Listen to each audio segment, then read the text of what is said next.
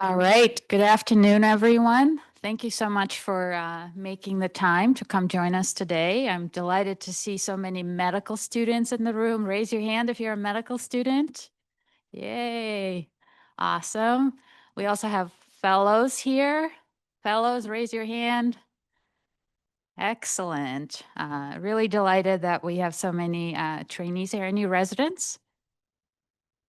No residents. Well, maybe another time. So this is a very special Renal Grand Rounds. We have a visiting speaker joining us today from Boston, from Mass General, which is a very special place in my heart because I spent 7 years training there and still know a lot of the characters and had a good time catching up with Dr. Sahir Kaleem, who is an associate professor of medicine in the Division of Nephrology there, and he co-directs the MGH Kidney Research Center. Dr. Kaleem was born in Burlington, Vermont, went to Carleton College, which is a very selective small liberal arts school, and did very well there, ended up in University of Vermont College of Medicine, where he got many awards, including AOA and the Gold Humanism Award. Then did his medicine training at Mount Sinai, followed by a fellowship at the MGH and the Brigham, and the research fellowship at the MGH under the mentorship of Dr. Ravi Fadani. He also obtained a master's in clinical science at the Harvard Medical School during his research fellowship. So around that time, he developed an interest in basically broadly focusing on understanding and modifying the unique causes of morbidity and mortality in patients with chronic kidney disease across the spectrum of chronic kidney disease to dialysis. And currently, his research is focused on protein modifications such as protein carbamylation, which we'll hear about today, circulating metabolites, which become altered in uremia and contribute to adverse outcomes in our patient population. And he has also served as principal investigator for a number of NIH-funded clinical trials, including a nationwide randomized study investigating novel treatments for chronic pain in hemodialysis patients. He has mentored multiple trainees who are actually advancing their own research and are about to start their own independent careers. And throughout all of this, he won multiple awards. And I recognize some of these awards from my own training, so I couldn't not mention them today. So one of the first awards is the Leslie Fang Excellence in Clinical Nephrology Awards, which exemplifies clinical excellence. The next one is the Alexander Leaf Excellence in Science Award, which is an Excellence in Scientific Research Award. And then the coveted MGH Nephrology Clinical Teaching Award, which is awarded for Excellence in Fellow Clinical Training. And finally, the Harvard Medical School Excellence in Mentoring Award, which is awarded for successful career development for mentees. So besides excelling in all of these areas, in all of his free time, Dr. Kaleem enjoys traveling with his wife and 2 young boys. And we heard yesterday at dinner about his amazing trip to Greece recently. So Dr. Kaleem, thank you very much. And we're delighted to welcome you here today.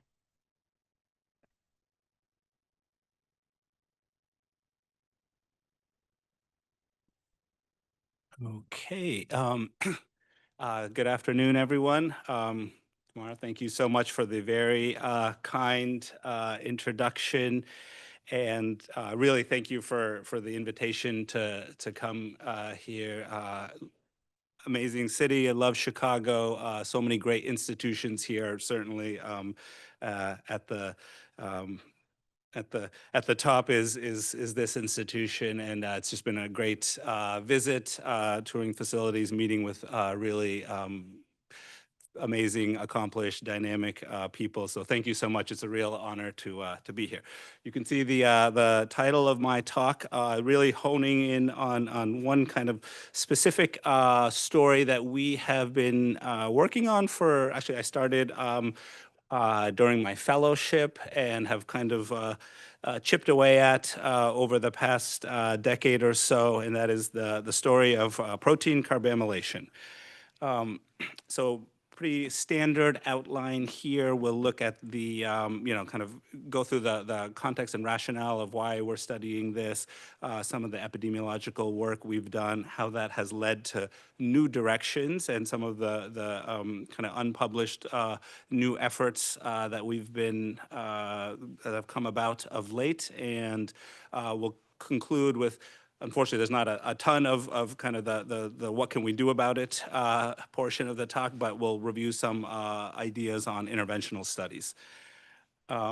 So I think this crowd doesn't need to, I won't belabor or spend too much time on this, but I just like to frame it again for particularly for our students and trainees, but I think everyone appreciates that as kidney function declines, your risk for adverse outcomes increases, as is shown in this kind of old but still true and kind of classic NEJM paper.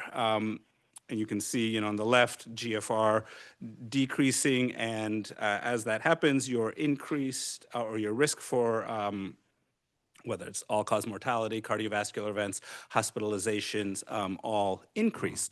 And the real point of this slide is actually because it's just a nice demonstration of the bottom, the footer of the table is actually the key, is that even when you account for all the demographics and comorbidities, et cetera, there's something inherent about reduced kidney function. So this is an independent risk factor after adjusting for everything. And we maintain that if we understand what it is about the reduced kidney function, then we can, hopefully improve these outcomes. And just to drive a finer point on it, again, pulling just from many examples, but these are just some classic kind of now, I would say, old school clinical trials, but landmark trials showing that risk, that cardio, we know the increased cardiovascular disease risk is very high, particularly in dialysis patients, yet our tools to ameliorate, to reduce this risk, don't seem to perform the same way in our patients as they do in the general population. And so these are two big RCTs, statin versus placebo. On the left is the German, the 4D trial. So those are German diabetics on dialysis. On the right's the broader Aurora trial. And you can see the KM curves overlay each other. There was no difference, placebo versus statin. I don't know, there's probably no cardiologist in the room, but I mean, you have to work hard to get a negative statin study. I mean, this was the time where like the Jupiter trial was coming out, and you don't even need hyperlipidemia, just a slightly elevated CRP, and they were stopping the statin trial early because it was felt, not ethical to give people placebo. Statins work so well in so many populations, yet in our populations, they seem to behave differently. And so how to understand this novel pathophysiology depends on who you ask. And you can kind of, there's many different ways to approach it. We have spent a lot of our efforts, as Tamara was saying, on looking at metabolite derangements, modified proteins. My chief, Eugene Rhee, back in Boston, is really a thought leader, I would say, in the application of metabolomics to nephrology and to kidney disease. And I've kind of gone a little bit further upstream and spent a lot of time thinking about proteins. And you can see that on the scale, the environmental influence increases the further down you go. And so we chose, we honed in on that partially because we thought it would be, more of a modifiable target. And so hopefully today I'll convince you that probably one of the most relevant post-translational protein modifications in patients with kidney disease is carbamylation. So what is this? You can kind of follow, let's see if that's showing. Yeah, great. So you can kind of follow this diagram. I think we all appreciate, we are looking at, BUNs, blood urea nitrogen levels, 100 times a day on basic metabolic panels in our patients. And so we all appreciate that as GFR goes down, BUN or urea goes up. I think what's less appreciated by even nephrologists and even investigators is that urea is actually in equilibrium with this other molecule there you see, cyanate, and it's tautomer isocyanate, which happens to be a very kind of potent electrophile. And so that isocyanate will spontaneously bind to all kinds of things, the N-terminus of a protein, amino acid side chains, or free amino acids, as demonstrated on the right side of the diagram. This area is just to remind us that there are other sources of cyanate and isocyanate, but in a lot of our research shows that in chronic kidney disease, urea is the dominant factor. And we think this is important because a lot of work has gone into showing that when you modify, when the carbamylation reaction modifies a protein, it can change the charge of that protein, which can change the structure and the folding of the protein, which can then change the function of the protein. And we write some of these review articles, and suffice it to say, there's actually like a huge body of literature on this. I just plucked out one specific pathway. So these are several of the kind of biochemical events of atherosclerosis, and showing how kind of these common substrates, LDL, HDL, collagen, when carbamylated, can have these untoward effects that can really accelerate atherosclerosis, inflammation, fibrosis, oxidative stress. And so we think that this reaction, which again, driven by urea, we know is very, commonly elevated in our patients, is going to be relevant for health outcomes. And just to drill down and give you a very specific example, that again, I selected from hundreds of potential examples. I think a lot of us are familiar with erythropoietin. We're probably administering this to several of our patients on dialysis and late stage CKD very routinely. And so this is actually a rat model where these researchers, and I just selected it actually because I think it just illustrates in a single figure that I didn't have to remake. You can see hemoglobin on the y-axis with a single dose of kind of regular erythropoietin, hemoglobin increases, and it's a relatively small dose. However, if you carbamylate that same erythropoietin and increase the dose considerably, order of magnitude, and administer it much, much more frequently, no change in hemoglobin. So just highlighting how this simple modification can really have these downstream important consequences.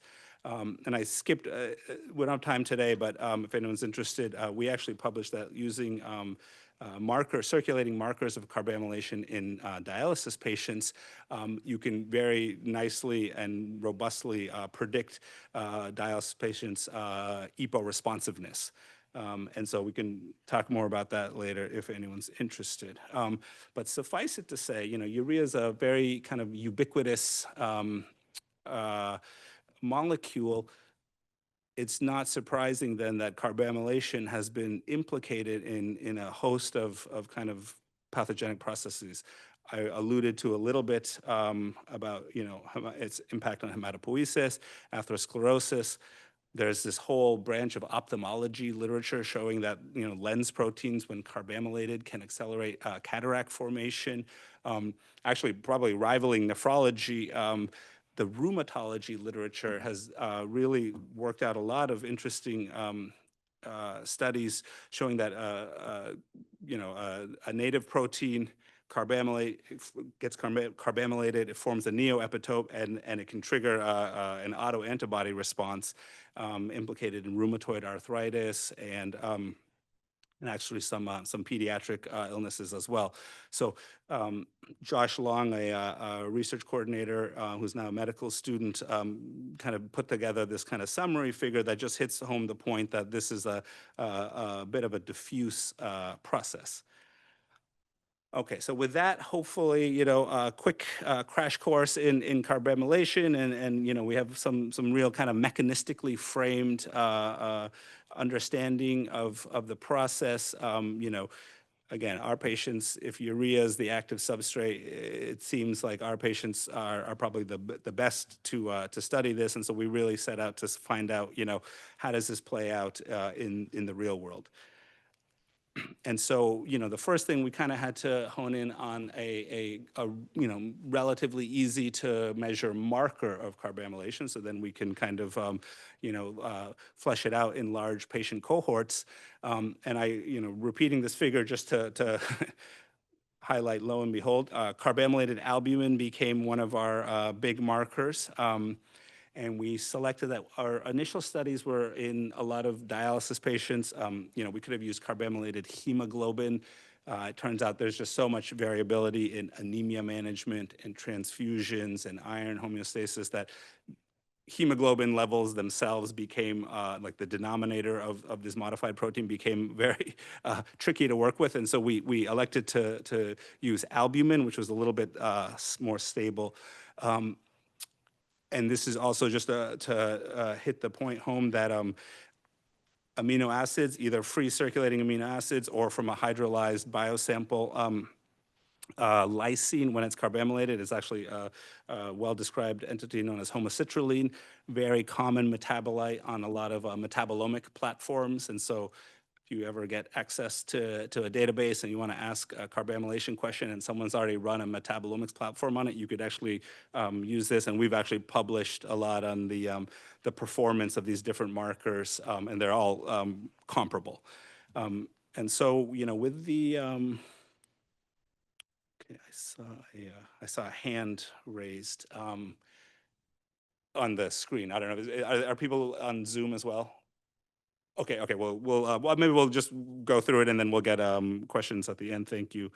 Um, okay, so okay, so we have our marker. We kind of have this mechanistic framework, and so we started looking at how carbamylation performs in predicting meaningful clinical outcomes, and we started again in dialysis patients. On the left is work that we did with Anders Berg, who's he's a clinical chemist, and now he's he's the chair of pathology at Cedars-Sinai now.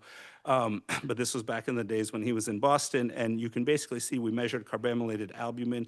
That panel on the left is a prevalent dialysis cohort that actually my mentor formed, and some of the seminal works on FGF23 came out of that cohort. It's called the ARMOR cohort.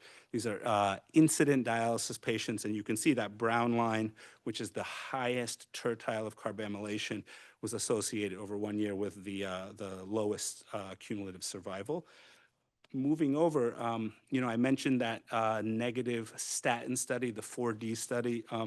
It turns out Christoph Warner, the lead investigator over in Germany, lovely person to collaborate with. They had all this clinical trial data, very orderly biosamples. And so we measured carbamylated albumin in the 4D study and just, looked at 1 year outcomes. And again, you can see that the highest tertile of carbamylation was associated with the lowest survival. And those are now prevalent patients.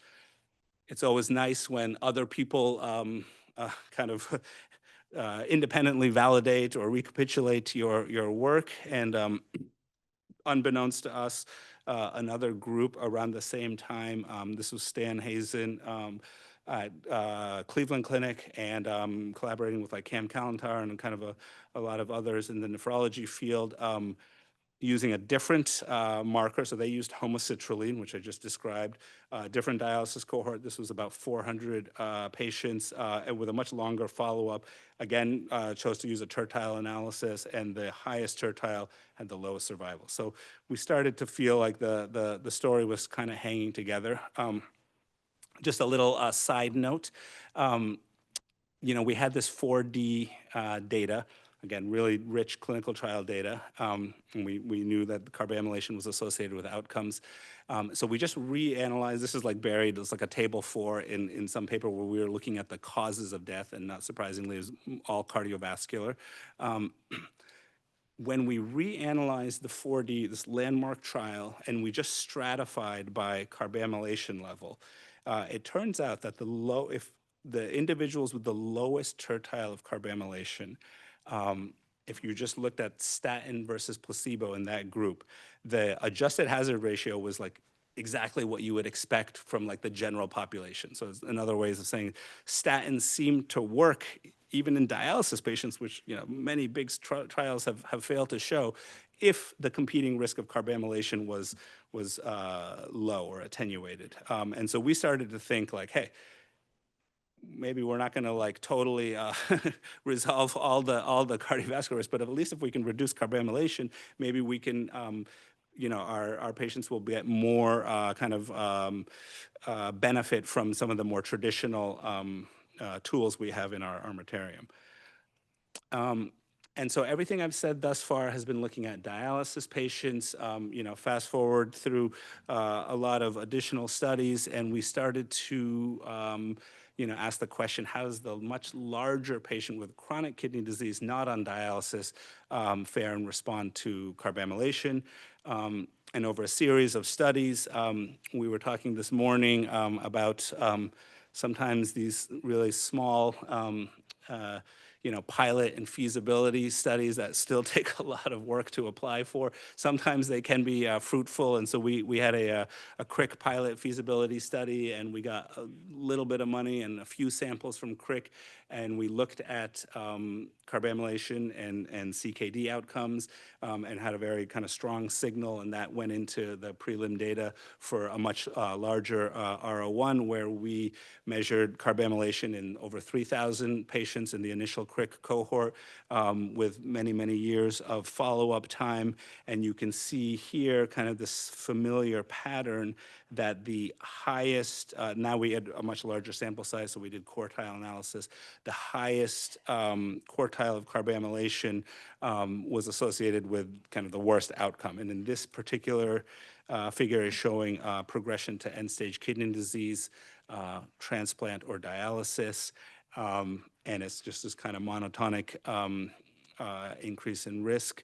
And notably, these models are adjusted for everything we were asked for in CRIC, including GFR, proteinuria, even urea itself, showing that it's truly, we believe, an independent risk that's mechanistically informed. If I showed all-cause mortality, or even just halving of GFR, 50% reduction, the figures look very, very similar. And so in that paper, we this was actually in the review process. The reviewers asked us to do these additional analyses. And it turned out, we're very glad, because this is just kind of some of the serendipity of kind of research and science. And so they were like, okay, this, we get it, but like, is this a universal effect? Are there subgroups that are at more risk? And so we just kind of, dichotomized a lot of these, subgroups of interest. So you can see age, sex, race, et cetera. And basically anything to the right of this dashed line means the hazard ratio was greater than 1, or increased. And you can kind of blur your eyes and appreciate that it seems like the effect is similar across the board. We did interaction testing, and suffice it to say there was no interactions between these different variables and carbamylation, with the exception of diabetes. And so we conceded that in the paper, and it just triggered a lot of additional questions. Like, why is this? And we didn't have like the best answer. And so we started reading more and more. And it turns out that it's a really interesting story. And so I think I chose this figure because it just illustrates it as concisely as I think we can get it.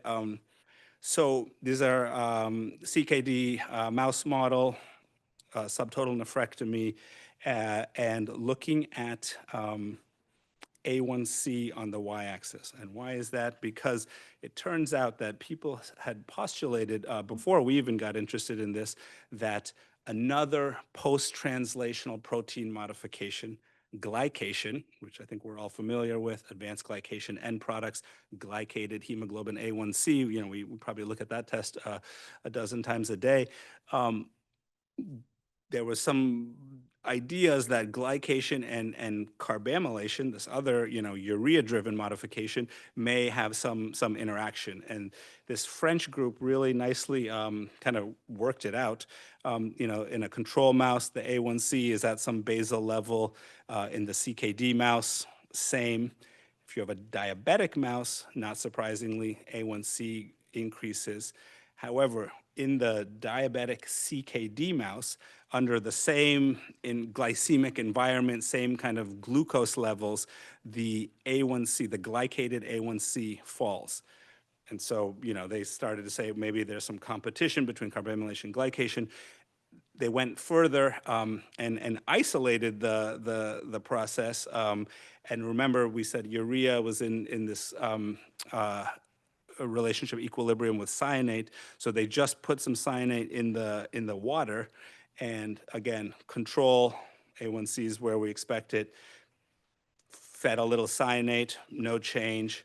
Diabetic mouse increases. Diabetic mouse with a little cyanate in the water, again, really isolating carbamylation. Same glycemic environment, yet lower A1C. It's subsequently there's been a lot of interesting papers on this, and it's kind of really worked out that it is like the same amino acid site that's getting modified. And so that really pushed us to say, like, hey, is this relevant to our patients? Remember, we had carbamylation assayed in a lot of patients with crick from the crick cohort, and over 3,000. It turns out about half of our subgroup had diabetes and had A1Cs measured at the same time. And so we just set out, and this is Meng Yao Tang, one of our junior faculty members who's on a very steep upward trajectory. She's amazing. So she started to run some of these analyses, and what you can see, this is looking at CKD progression. So it's actually 50% GFR reduction or dialysis or transplant. You look at A1C in this group of diabetics with CKD, and A1C has an increased risk around what you would expect. But interestingly, it's similar to our statin analysis. If you just stratify the analysis, low carbamylation A1C behaves as as a strong risk factor.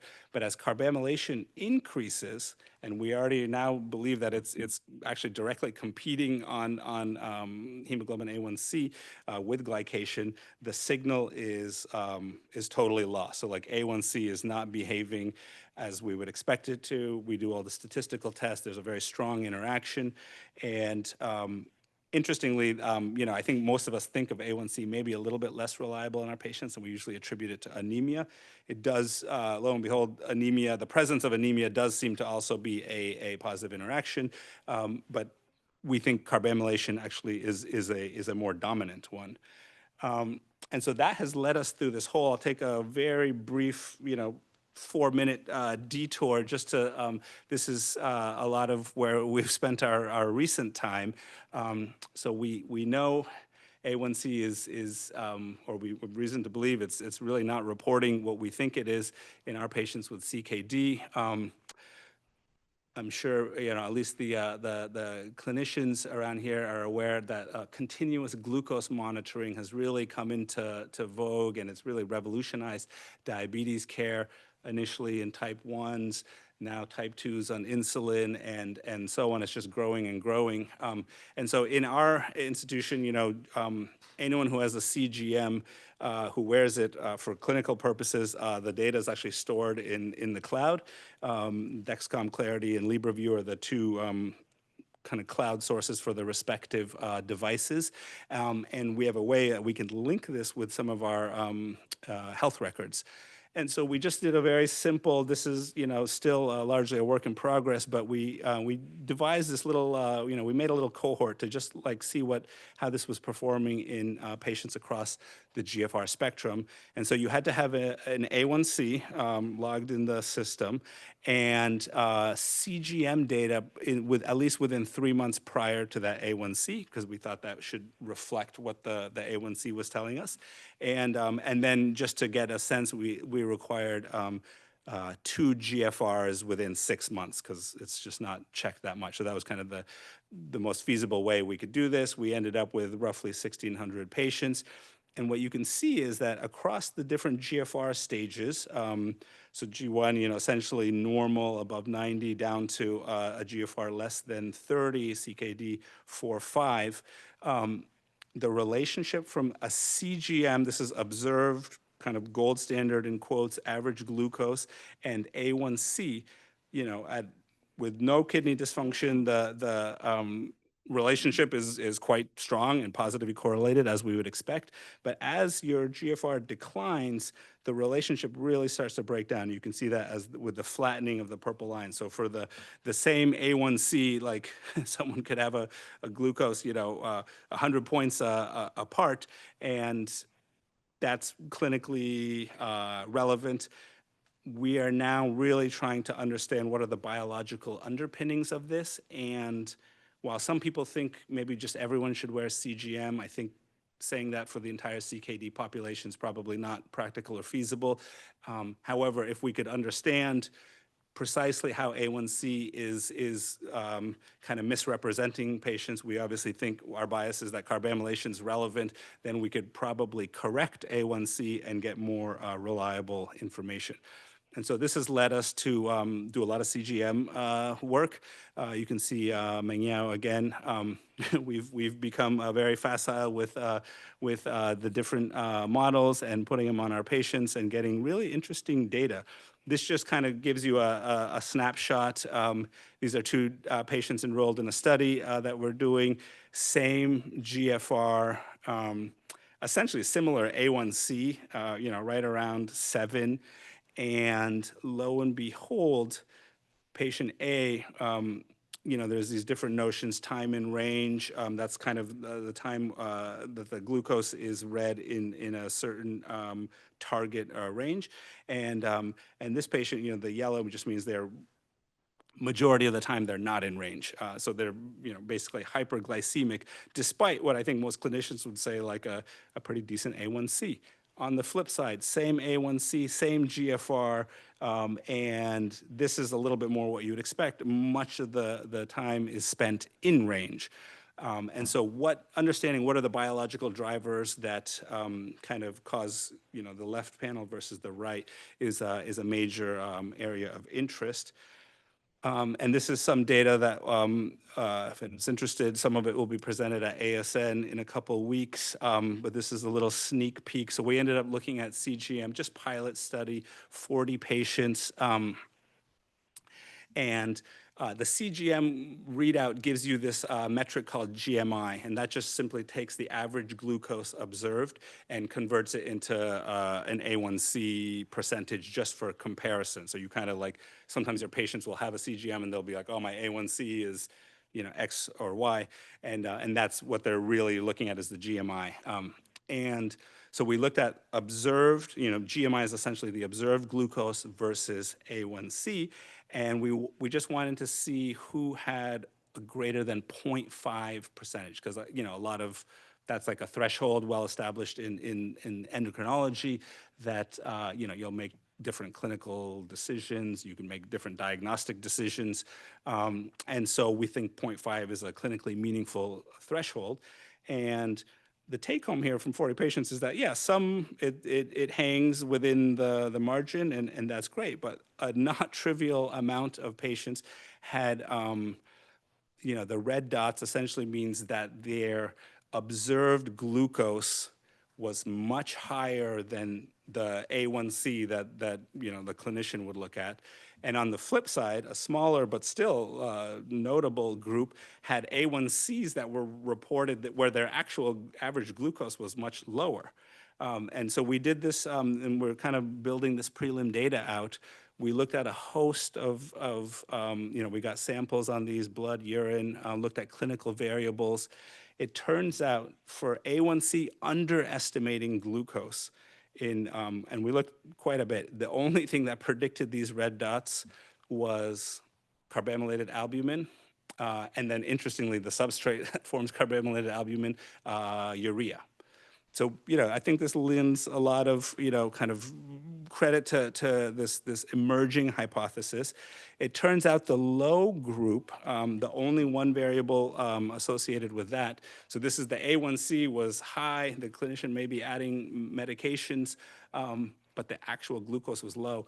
And there's this metric called glycemic variability, and it's essentially the coefficient of variance, like the highs and the lows. And so people who had very high variability, apparently their A1C is getting, glycated enough to register high, but their actual glucoses are low. And so we think we can, if we better understand who's at risk, maybe who will benefit from CGM, who can we trust A1C in, we could have a real impact. And so that was a little bit of a deviation on some of the newer work we're doing.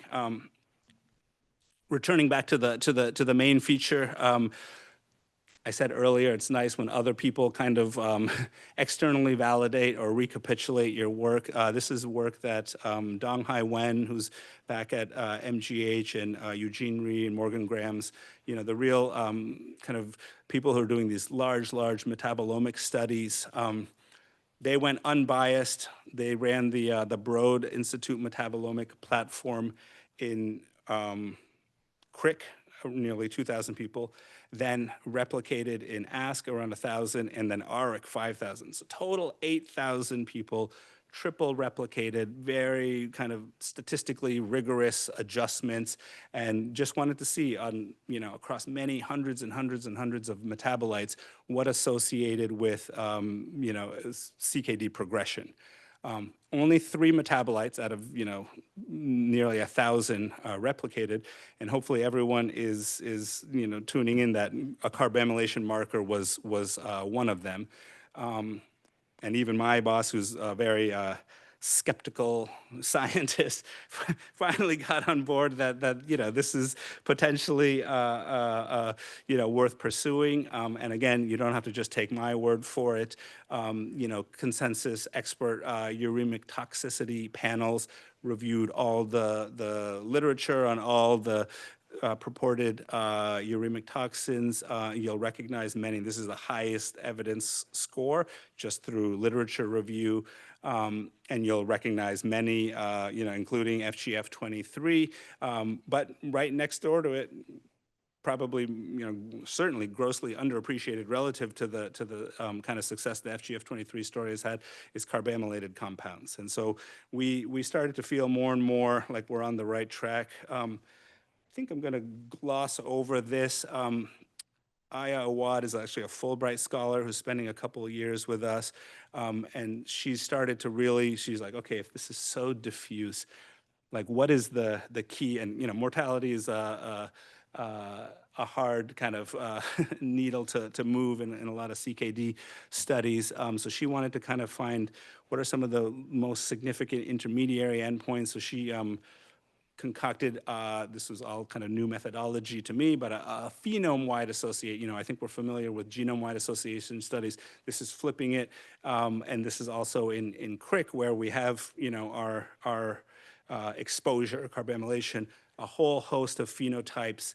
And very interestingly, when you kind of go in unbiased and Bonferroni correct, very kind of rigorous statistics, coronary calcification emerged both in terms of effect size and p-value, as looking at like 200 phenotypes in CRIC as one of the most significant. And so there's a lot more work to be done on that front. And I know there's people here who think about vascular biology a lot and would love any insights as this kind of develops further. All right, so far we've hopefully convinced you carbamylation is associated with end stage and CKD mortality, as well as morbidity, whether it's progression, EPO resistance. I didn't have all the data or time to show all the data, but we've published on heart failure, other comorbidities. We've shown some kind of different mechanisms. It certainly can skew A1C, and maybe that alone can put people at increased risk. But also there's some really kind of fundamental work showing atherogenesis, oxidative stress, et cetera. And so for the last portion, just the last 10 minutes or less, we'll just briefly review, is there anything to be done about this? And so for interventional studies, if we're thinking urea is a driving factor, certainly reducing urea should, just like in diabetes, hyperglycemia, reducing hyperglycemia will help. Reduced glycation, the same principle. And so Chris Chan and Jeff Pearl, these guys up in Toronto are really into home dialysis, PD, nocturnal dialysis, and they actually have a cohort of in-center nocturnal dialysis patients. So these patients have signed up to come to the dialysis center 3 times a week and sleep on the machine. That sounds very daunting to me, but they do it, and they effectively double their dialysis time from an average of 3 to 4 hours per session to up to 8 hours per session. They smartly collected some samples as they were building out this cohort for future work, and so we approached them, and they were great collaborators. And what you can see is the in-center nocturnal hemo patients. So after a year of getting, essentially doubling their solute clearance, they had a marked reduction in carbamylation, and there's plenty of patients, they had controls who elected not to do that and just stay on conventional dialysis, no change in carbamylation. Just kind of, proof of concept really that increased urea clearance can reduce carbamylation. As we would expect, obviously, and maybe this helps explain some of the mechanistic benefits we see from frequent hemodialysis. Unclear, and hard to convince our patients to do more dialysis in general. So we started looking at other avenues, and just we have all this mass spec data, and one observation. This is again from dialysis patients. Of course, we see a positive correlation with blood urea, but we notice an inverse correlation with free amino acid levels, and that was just kind of a happenstance observation. And fast forward through a lot of kind of thinking, and we've kind of formed this hypothesis that again, urea is here, cyanate is reactive. And there's this notion of kind of competitive carbamylation where this can react to a protein, like albumin in this case, or a free amino acid. And perhaps if this free amino acid levels could be increased, they could act as a scavenger and then be kind of metabolized, and it would be less detrimental than important proteins getting modified. And suffice it to say, Anders did a lot of work, showed this to be true in a test tube where you add albumin and amino acids and the carbamylation levels decrease. He actually did it in a mouse model where he induced different nutritional deficiencies and showed that amino acids could really predict carbamylation load. And then we tried to push that a little bit forward and just as a proof of concept show how if we can modulate this in patients. And these were people on hemodialysis, very small pilot study. Where we just gave them amino acids at the end of dialysis, like you would do kind of for intradialytic parenteral nutrition. But these people were all nutritionally intact. They had no other real indication for it. And you can see over kind of 2 half-lives of albumin, which is about 3 weeks each. So by the time you got to 8 weeks, just giving these people amino acids, we were able to reduce their carbamylation compared to a non-randomized control group, suggesting that yes, maybe we can modulate it. We're now trying to push this forward into looking at intermediary clinical endpoints like anemia management and whatnot, and in a randomized fashion. And so more on that, hopefully in the future. Now, if you're not on dialysis, we had to beg the question, how else can we reduce urea and maybe boost amino acids? And it turns out, sometimes, things come, what goes around comes around. So this notion of low protein diets supplemented with keto analogs is actually practiced in many parts of the world to delay CKD progression and dialysis. And interestingly, we know low protein, urea is the end product of nitrogen metabolism, so less protein, you're going to make less urea. And keto analogs, for those who don't know or don't remember, are basically amino acid precursors that need a nitrogen to become an amino acid. And so if you ingest a keto analog, you will reduce your nitrogen load and form amino acids for protein synthesis or whatnot. So it seems like a very convenient strategy to target carbamylation with. Turns out this group in Italy actually had a similar thought. They measured homocitrulline in this randomized crossover trial where patients each went through 3 different dietary plans: a free diet, a Mediterranean diet, and then a low protein diet supplemented with keto analogs. BUN on the X, carbamylation measured by homocitrulline on the Y, and you can see the low protein keto analog diet really reduced carbamylation and BUN. There was no clinical endpoints. This was, again, kind of a proof of concept study that, again, shows potentially some of the benefits we have seen in this dietary intervention could be explained by carbamylation. Again, that's speculative, and we're well aware of MDRD, and which was a largely negative study on low protein diets. This is just to point out that some newer data suggests the story may not be totally closed. This was a randomized study of low protein diet versus low protein plus keto analogs. The main event here was actually starting dialysis, and it seems like the keto analog arm did better. And this was Liliana Garnietta's work in Romania. And so just to suggest, and again, they didn't get into any mechanisms here, but we think maybe carbamylation is relevant. And if we use carbamylation as perhaps as a way to stratify people's appropriateness for such dietary interventions, that may give us more consistent effects than we've seen. And I think this is my last slide. More dialysis, dietary intervention, very, very hard. Is there just something we can give people and have it go away?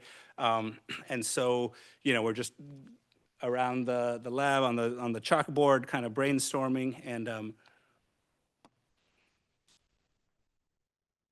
one of our fellows very astutely asked, how do other animals deal with carbamylation? And so you may or may not appreciate that a lot of sharks, rays, skates, they're in this marine kind of hypertonic, hyperosmolar environment, seawater, saltwater, and they actually maintain very high urea levels just to keep osmotic homeostasis. You can see there some of the BUNs, up to 1,000 or greater in sharks. And so there's some, not total, overlap in some, there's definitely homologous proteins in humans and sharks. And so we wanted to know, like, hey, how are they handling it? On the bottom, again, this is very, very early stage work. Just, in some of our CKD patients, we looked at BUN, and in this case, we just measured homocitrulline and see a positive correlation, as we would expect. And the reason we did homocitrulline was trying to get an apples-to-apples comparison. The sharks don't have albumin, so we just went with the kind of more generic carbamylated lysine residues of homocitrulline. And it turns out it's hard to recruit sharks, but we found a shark physiologist who had a few samples in the freezer, and we measured homocitrulline in them, and it turns out it was extremely low, shockingly low, given the BUN levels in those animals. A fatal flaw to this, and our next pivot is we really kind of need to understand what the denominator is, and so what is the kind of uncarbamylated lysine levels in humans versus sharks, because that's going to be a very important thing to understand to advance this forward, but more on that hopefully in the future. And so just to summarize the future directions, our question really at this point is, can carbamylation markers maybe guide some of these lowering therapies? Because more dialysis, dietary intervention, all these things, have been there's been a lot of mixed results, some positive studies, some negative, and maybe carbamylation markers can target, personalize the medicine to exactly who would benefit from it. And so I'll just conclude there, and we've got a few minutes left for if there are any questions. Just to say, hopefully I've convinced you that carbamylation is an independent risk factor for outcomes such as death and CKD progression. We really think there's mechanistic underpinnings here. And the treatment, urea reduction, maybe amino acid increase, or maybe some, something we'll discover in the blood of sharks that could be used for future therapies. Clinical outcomes showing the benefit of carbamylation lowering are pending, but I think even extrapolating from some existing studies, we're pretty encouraged. It's obviously a team sport. Thanking a lot of folks back in Boston, and now actually some of these folks are out in California. Jim Lash has been a great. He's also here in Chicago. Great CRIC collaborator. Some of our my mentees and our funders, and I think I'll stop there. Thank you very much.